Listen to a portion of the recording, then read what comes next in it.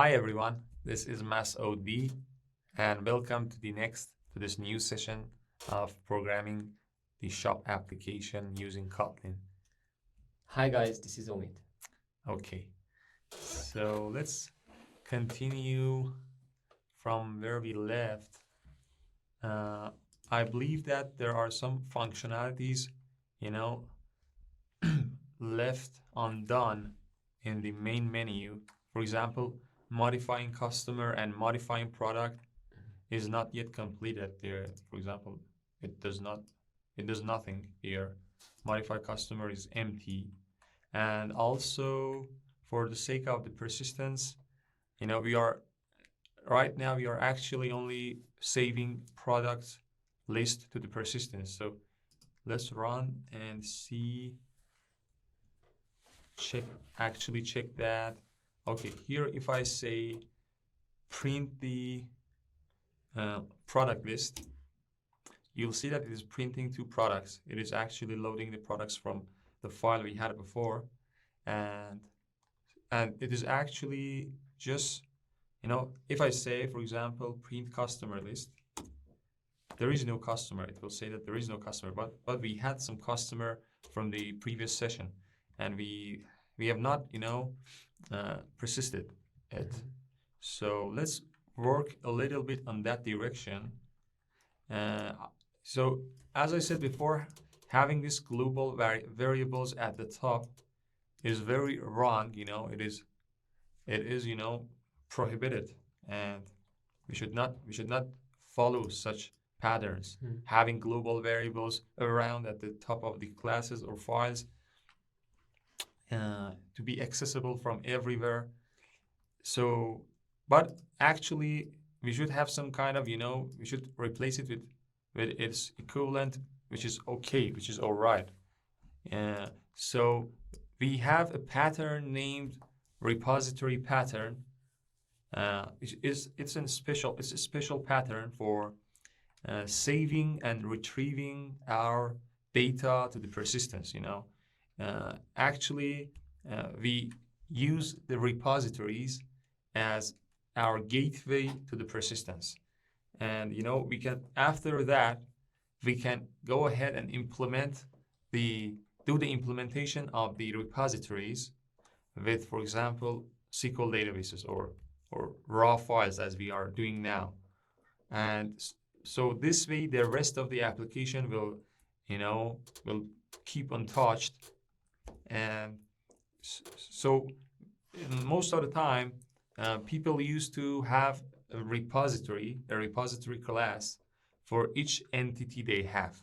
For example, here we have a shopping cart, we have a product, we have customer, and people, when they program and when they try to persist their data, you can do it the old-fashioned way here, like we did. We are actually here storing to the persistence, writing to the file, creating a serialized version of the products, and after that, in the restore function, we are trying to read the whole file and then deserialize all the products one by one. So actually, if we follow the same pattern for the rest of the entities we have, and you'll see that at some point we'll have, for example, 10 or 20 or even 30, 40 entities, and it will get out of hand if you follow the same pattern. So from here on, we'll try to apply the standard patterns and follow in a more proper direction and do a little bit refactoring. So let's actually have another file or class here. So far we've had only this one main.kd file.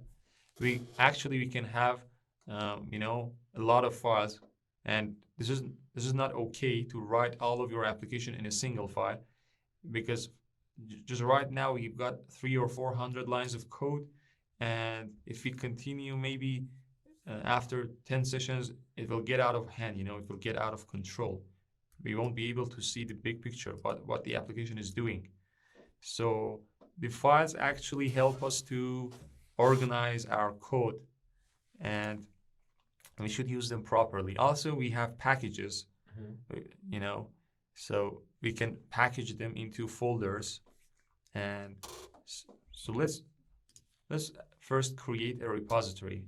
I create a repository, and just one thing more here I want to mention. As we saw before, we turned the shopping cart, the date as from data structure to being a class, an object. So, for example, here this product is actually a data structure. Instances of the product will only be, a DTO, a data transfer object. Only a thing for, a mean for grouping some kind of information about a single entity.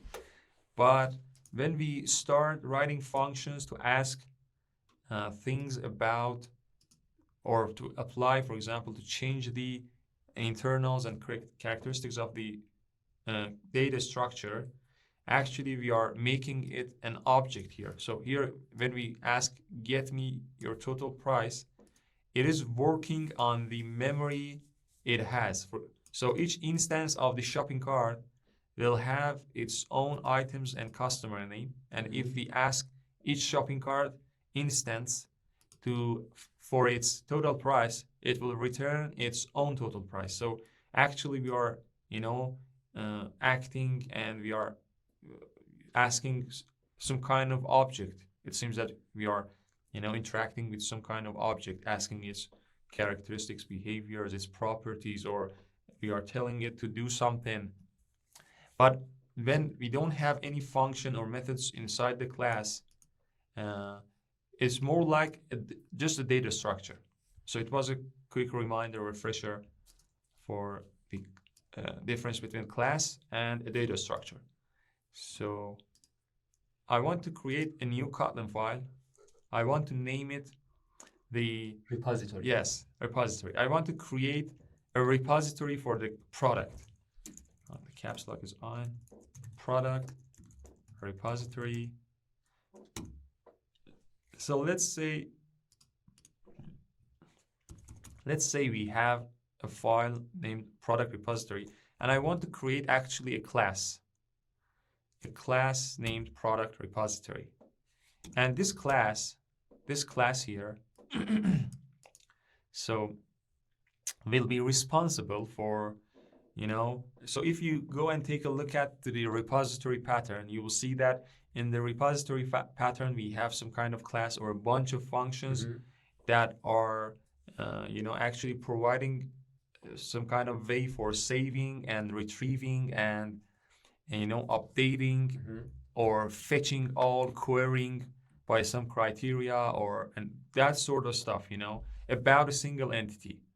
So here we should provide functions about saving a product, updating a product, or finding all products, delete a product, or for example, query for products with price more than, for example, 1,000. So this class actually should provide all that functionality at the same place, in one place to us. And it should not be spread throughout the application, the logic about saving and retrieving an entity to persistence. It should be, structured into single location. So we have the product repository. Let's get back here. Let's say we have, I want to create another actually class here. I want to create the class named persistence. This class persistence will have an instance for each repository. So throughout the application, we only need a single instance of the repositories. We don't need to, instantiate them over and over.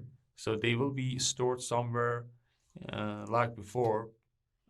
So let's have, for example, val product repository equals an instance of the product repository. Okay, so and let's here have this val persistence equals new. Oh, I don't need the keyword new, and I'm instantiating the persistence class. So I want to get, step by step, I want to get rid of all these and only have this one, and only have the persistence class, which will have all of the repositories, and for persisting and fetching, restoring, we will access the dedicated repository about, for example, a single entity. So let's go to the product repository. Here we should have a function for saving a product. So in the main application, when we create a single product here, we have this create single product. We are asking for the information about a product, and then we put those information into an instance of the product class entity. So after that, we add it to the product list at the top here, this product list. We should change that actually for calling the repository instead. So here in the create single product, we should here, instead of adding the new created product to the product list, we should actually say persistence dot product repository dot save.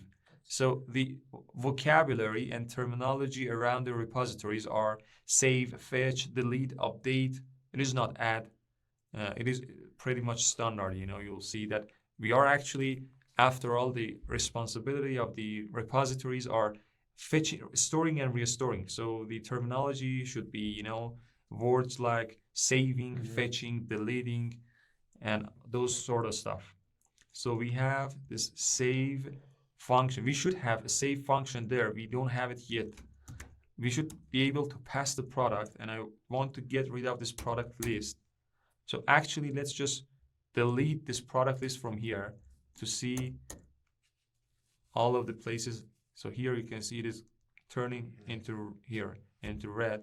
We have been using it inside the get price of a product, here inside the print product list, and here in the restoring. So we should go ahead and replace it, the usage there also. So here we are indicating that we should have a save function inside the repository. One way for writing the save function is to go directly to the class and write the save function here. But we could actually do it from here. We could actually press Alt-Enter in the IntelliJ IDEA. And this option here is saying that we can create a member function.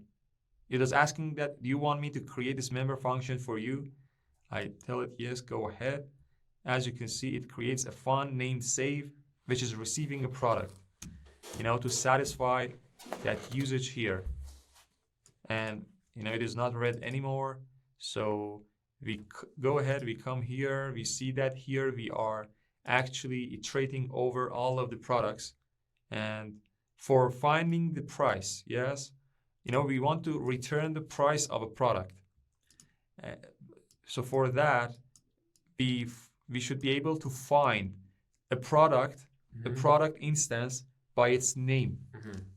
So for that, we fetch all of the products, and then we compare all of the products' names to the one that we've been given.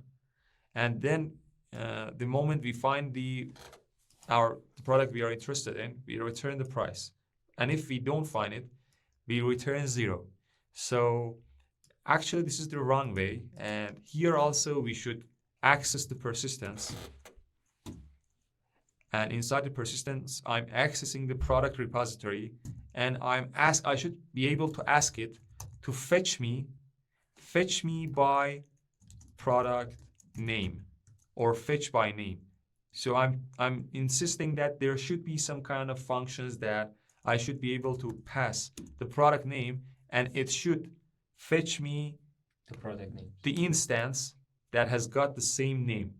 And after that, I can use this function fetch product by name. I can from there on, I could actually use it for other purposes. For example, for accessing the, amount that we have in the inventory. Say we want to have, we want to access, we want to return the how much, for example, product is left in the inventory by product name. So we should copy and paste these lines also there and find the product and then ask it for the amount. But we are, moving those parts that actually are fetching the entity. We are asking it from where should we ask from the repository itself. We should ask these kind of questions from the repository. So save it, update it. It has been updated. Here, just delete the one that has this product name. Fetch me the one that has this product name. And we should delegate these kind of responsibilities to the repository. We have a lot of responsibilities intertwined into each other throughout the application, which will be separated into their layers. We are actually now creating a separate layer for the persistence, and we will delegate the responsibility about the persistence to that layer, and it will make application more readable, more maintainable. And actually we are starting applying some patterns and architecture. We are architecting the application here. Okay, so let's say also create this function fetch by I want to have the function name fetch by product name. It should get a product name, it should receive a product name, and it should return. I insisted here that it should return the product. So we put the return type after a colon at the end of the function signature. This is the signature. This is the parentheses, the parameter list, argument list. Okay, so I for the moment I just leave the implementation. I don't implement them yet. I just want to form the interface, the API that we have here. So say that this function already is working. It is actually doing its job, and it is returning the product by the name. So I have this product that will return from this, and after that, actually I don't need these anymore because this for loop was iterating to find the product. So now I have the product. I've asked the one that its responsibility is to find the product, and it has returned me the product instance, the object. And actually I can return the price of the product, as you can see. So I fetch it from the repository, it fetches from the persistence, and now I have the product. I can ask for its properties, I can manipulate it, I can change it, I can call functions upon it. So why we have two classes? We can omit one of them, persistence or product repository.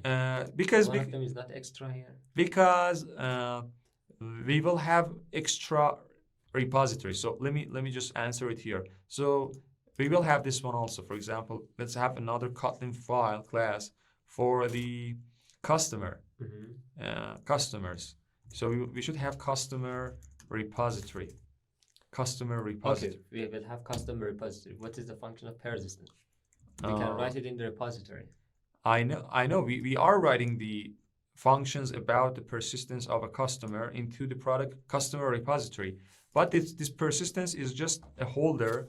Say it is a holder. You say customer repository equals new customer repository, because I don't want to, instantiate all of these at the top of my function. I mean, I just only want to have this one.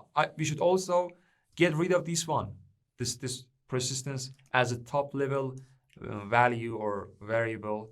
We should also I don't want to be all of them to be spread here, product repository, customer repository, I want them to be in a single place, to be accessible through single interface.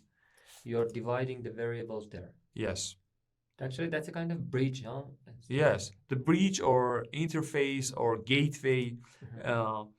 So I believe Martin Fowler, in his book, The Patterns of Enterprise Application, he has introduced this pattern named a gateway repository. Gateway repository.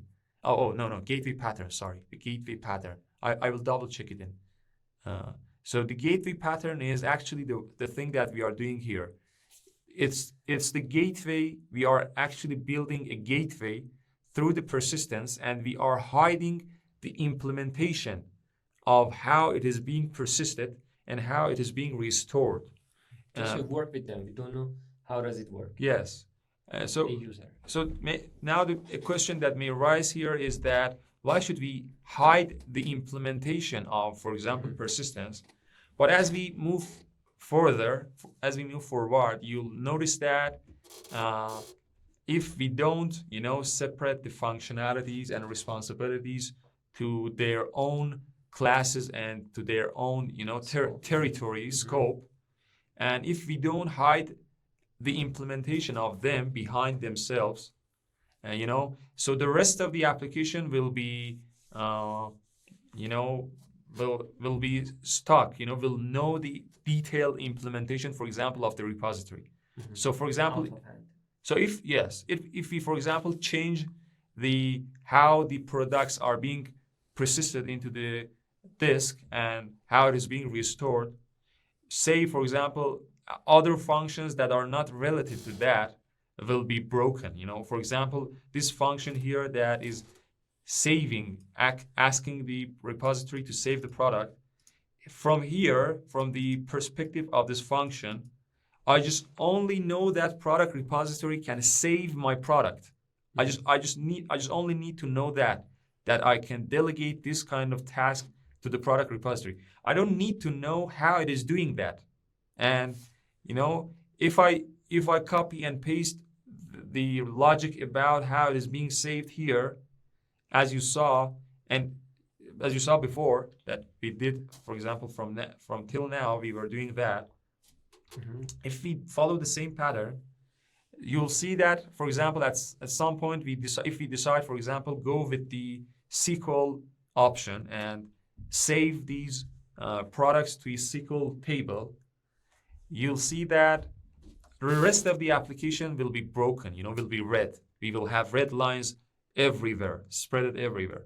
While we should not have them. We should not, because the other parts of the application don't care and should not care about the detailed implementation of the other things. They just only access them and use them.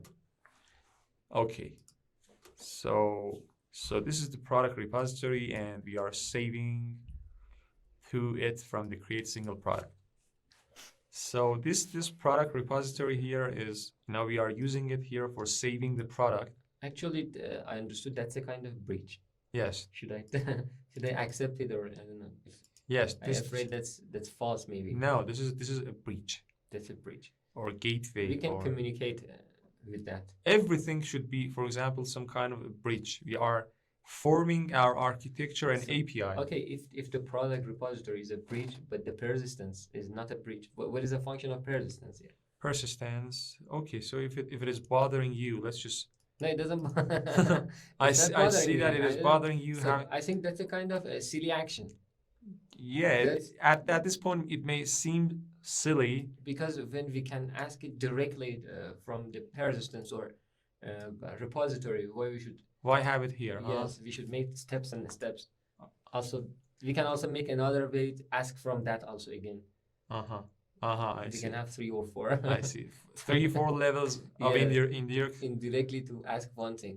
Okay. It's a good idea that you say that in our main class we shouldn't make it, I don't know, which word should I use here, crowded or busy, I don't know. Yes. Here, and we should make it clean. That's a good idea, but instead of this persistence, you are suggesting that we can. Maybe because of the lack of experience, I don't know why we should do that. Yes, I'm maybe moving too fast. I'm using some things beforehand, before seeing the use of it, before seeing the benefit. Now, for example, this is an example actually. The persistence here, we are actually asking for what's the use of the persistence, adding more level of, indirect calls and accessing the things. So I agree. Let's cut this, and let's forget about the this persistence class or file here, And let's put the product repository directly here. And so here we don't have this, we have product repository, and we ask it to save. Okay, let's go actually with this option. So now the whole things like saving and also printing, these things, these functions, yes? Yes, these The functionalities. repository is going to responsible. Yes. To The whole idea of repository is having functionality about persisting, restoring, and restoring of a single or multiple, maybe most of the time a single entity into having it in the same place, you know, group them into same class or same source. But for example, you should not have other responsibilities there. You should not, for example, ask repository to print something. It is not the responsibility of a repository to print or show in the UI or so just saving, updating, save, update. They say the CRUD stuff, stuff. Create, read, update, and delete.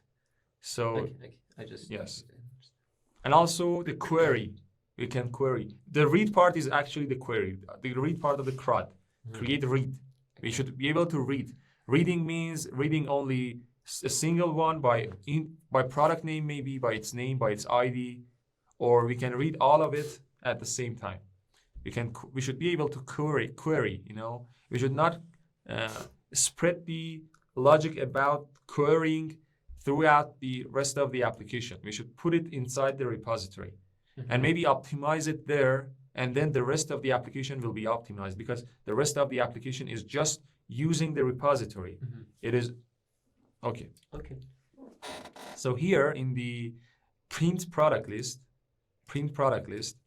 we are actually accessing the product list and we are saying if the size is less than 0. You may, suggest that should we also move this print function, this whole print function to the repository, itself. But yes, it is not. But you told that's it is not. False. Yes, it is actually false. So we can ask for the product repository. Ask for the product list from the repository. I say. What is the list of that? No, fetch all. Fetch me all of the products. I create the function from here, and I say it should return a list of product. Forget about the implementation for now. We go here. As you can see, this repository, this fetch all function is returning a list of product, and from this line forward, we have access to all of the products, and we can, check for its size or iterate over all of it and actually print it. And then also we have this storing and restoring. And these store and restore are actually storing and restoring the function of repository. The products, yes. These two functions should be actually moved, completely. I cut them and I go to the product repository and I paste them here. So as you can see, we are refactoring our code.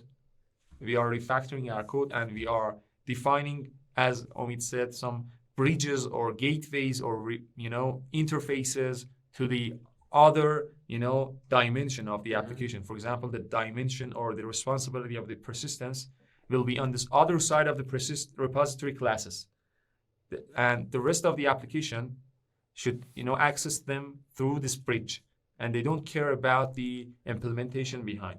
And we will follow this pattern for the rest of the application. For example, here we have some, for example, the responsibility of UI here in printing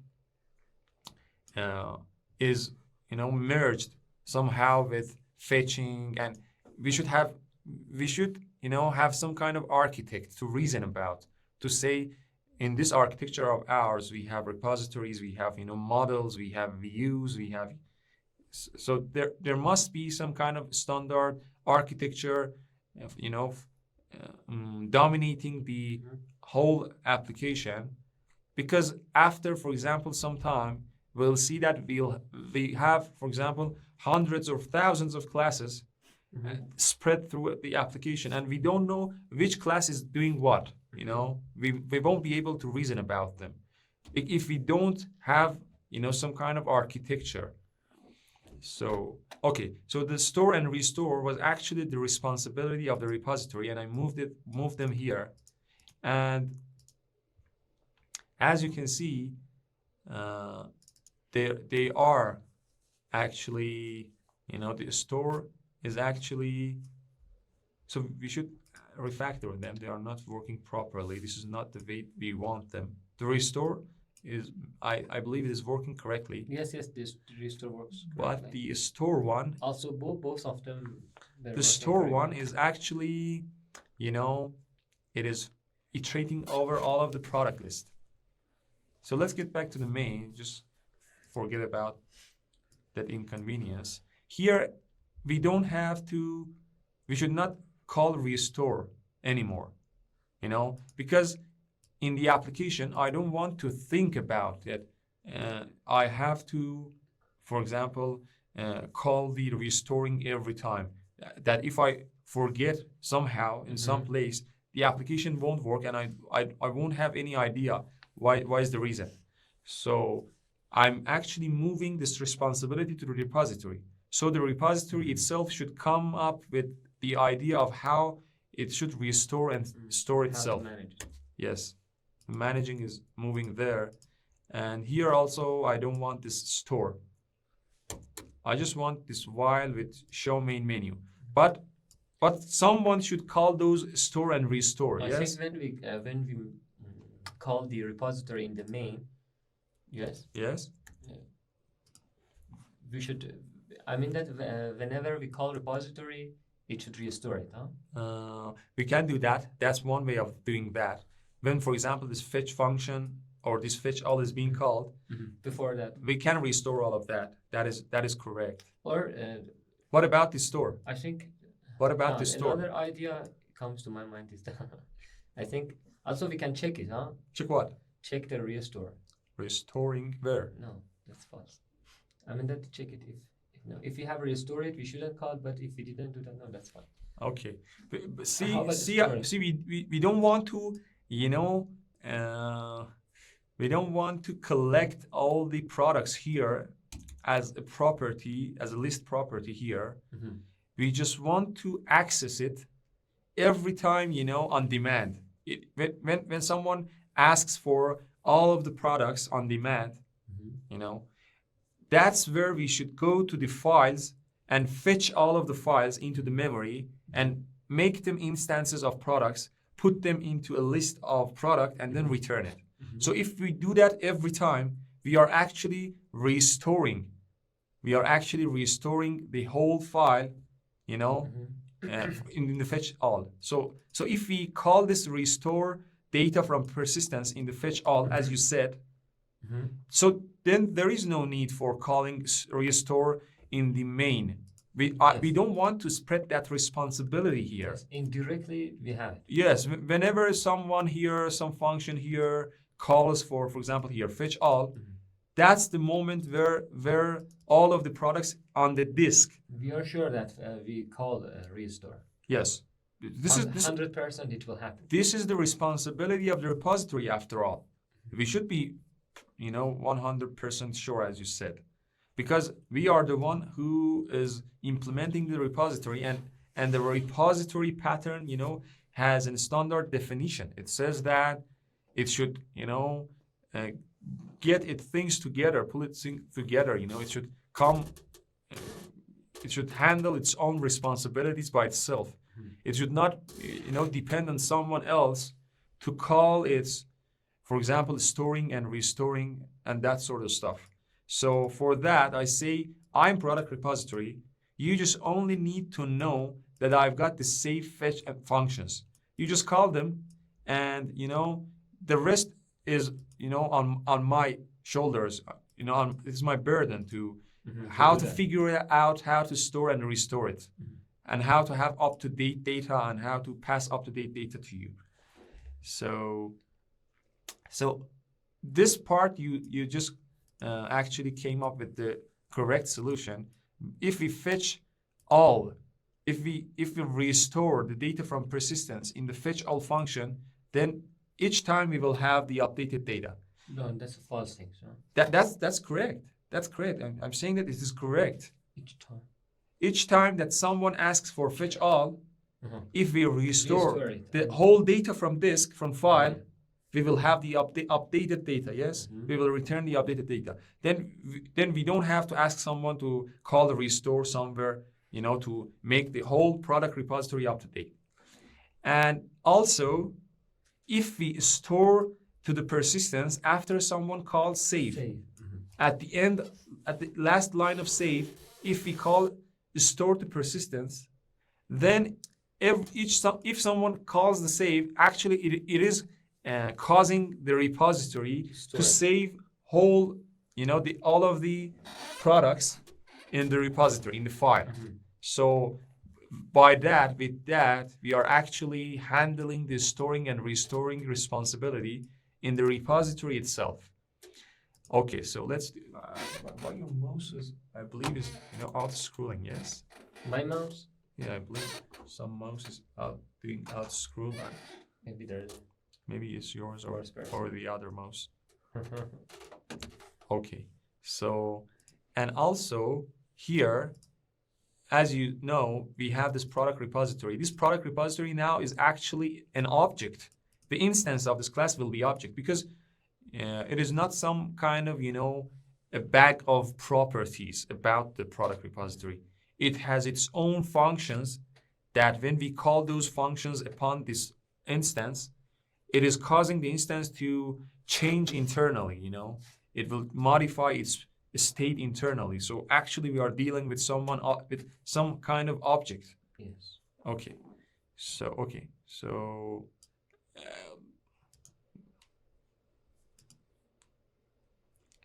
so as you can see, here the application is, is dedicated about the UI and fetching, and we are not concerned with the storing and restoring. We had only a single store and restore function. Just imagine what would happen if we have a lot of storing and restoring functions to be called here, and what would happen if we forget single call to, for example, restoring of, for example, customers list, customers repository. And it's hard to debug. It is hard. It will be hard to debug, and it will cause chaos.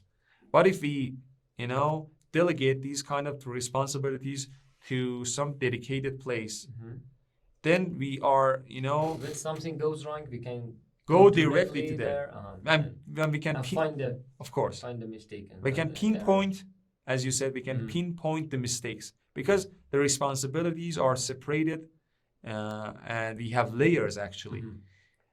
And this is not our responsibility here or any other place to be aware of calling store and restore. This is the responsibility of the product repository.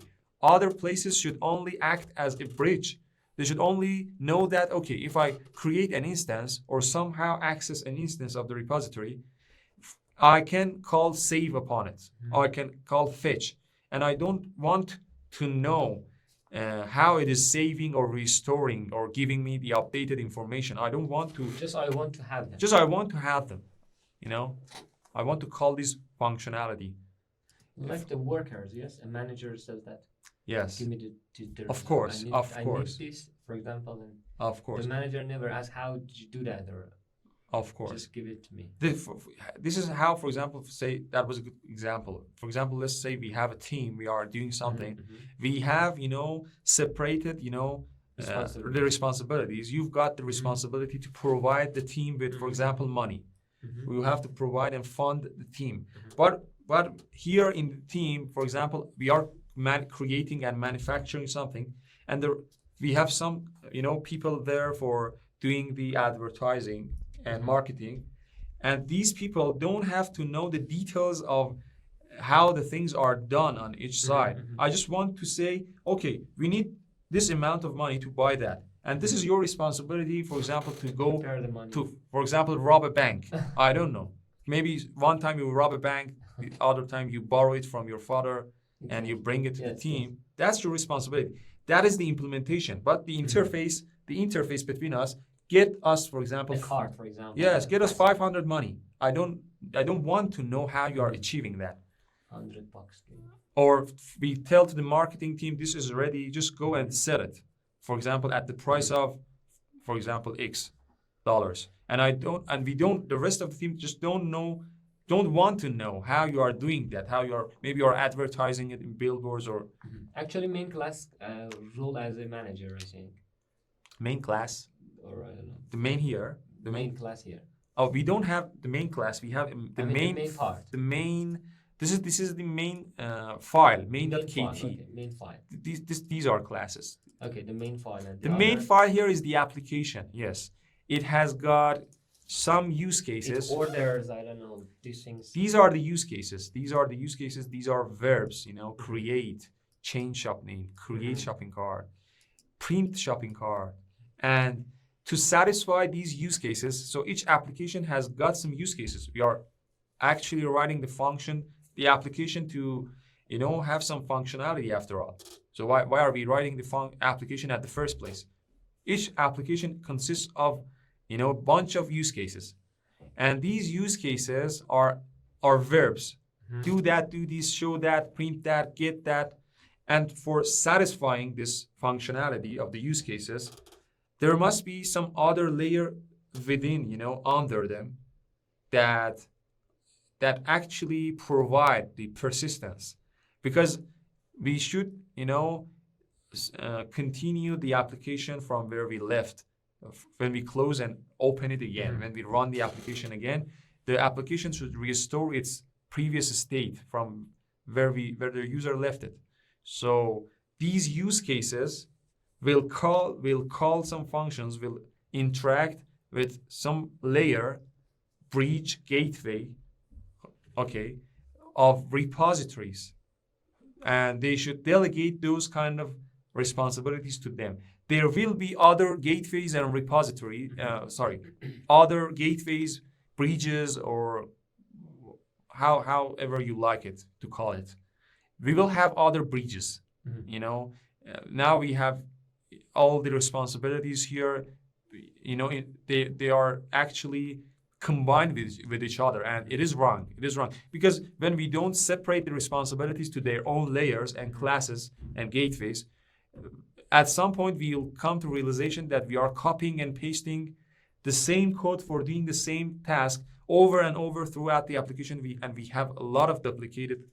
But these things come with experience, Exactly. And maybe we are moving a bit fast, but the more we advance, as we said before, this is becoming our slogan in this series. The more we advance, the more, for example, at the session, for example, 50, you will see that, what would happen if we, for example, didn't have the repositories now? You'll see that at that amount, at that volume of code, it would, for example, cause chaos. So I think this is enough for this session. We just talked about some foundation things. Yes, the foundation, some ideas and some concepts, I think. Concepts, of course, and these are very important. Yes. These are very important. As I understood that understanding in programming is so much important. Of course, more important than coding and then writing. No, they all have their own places. You should experiment. You should understand that and then use it. Yes. Just copying and This is like programming is like life. In life, if you just go and just want to figure out everything, the life is very short. You will die. You should actually check for the patterns that have been grown, in the community. You should see, for example, they use these tools. Okay, they use these tools for, doing this very fast. Yeah. So as he said, we 50 sessions. Yes, just watch out just look out for that. Support 50th session. Yes. And also with your like and comments and subscribe and share. So thanks. Thanks for watching. Bye-bye. Bye.